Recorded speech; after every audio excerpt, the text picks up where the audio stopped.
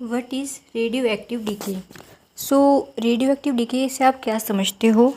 It is the process by which unstable atomic nuclei lose energy by emitting radiation in the form of alpha particles, beta particles and gamma particles.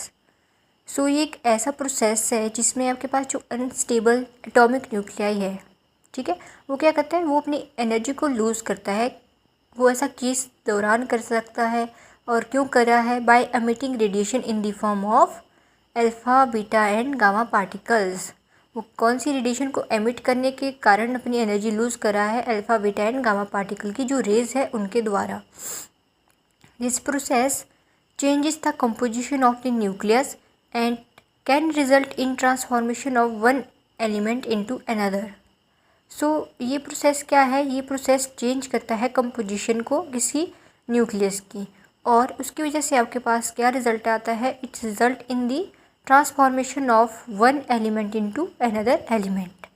There are several types of radioactive decay including alpha decay, beta and gamma decay.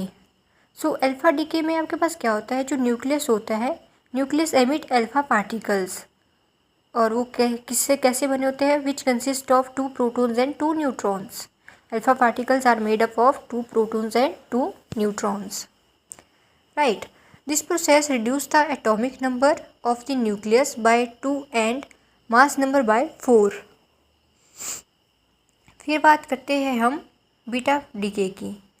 So in beta decay a neutron in the nucleus is converted into proton. तो इसमें क्या हो रहा है कि आपके पास जो neutron है वो कन्वर्ट हो रहा है प्रोटॉन में, और क्या एमिट कर रहा है? And emitting a beta particles, ठीक है. और ये बीटा पार्टिकल एमिट कर रहा है वो आइदर या तो आपके पास इलेक्ट्रॉन होगा या फिर पॉजिट्रॉन होगा, ठीक है. This process changes the atomic number of nucleus by 1 while keeping the mass number constant. फिर है gamma decay. Gamma decay involves the emission of gamma rays which are highly energy photons released by a nucleus in an excited state. So gamma decay आपके पास क्या involve करता है? ये involve करता है एमिशन ऑफ गामा रेज को, ठीक है, which are high energy photons released by nucleus in an excited state. This process does not change the atomic or mass number of the nucleus but helps it transition to a lower energy state.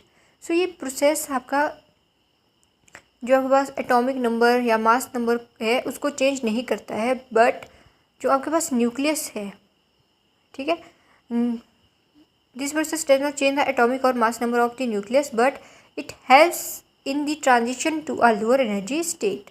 So radioactive decay play a crucial role in nuclear chemistry as it is used in various application. तो radioactive decay आपके पास एक crucial role play कर रहा है nuclear chemistry के अंदर, क्योंकि इसकी बहुत ज़्यादा एप्लीकेशन है. जैसे आपके पास न्यूक्लियर पावर जनरेशन में इसका यूज़ होता है, ठीक है, radiometric dating and medical imaging, इन सब में क्या हो रहा है? इसका यूज़ हो रहा है.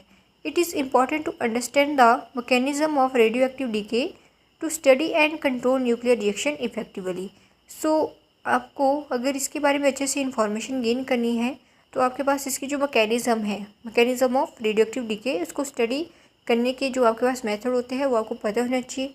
हमने कैसे इन न्यूक्लियर रिएक्शंस को कंट्रोल करना है एक एफिशिएंट वे में, वो आपके पास उसके बारे में आपके पास नॉलेज होनी चाहिए, ठीक है.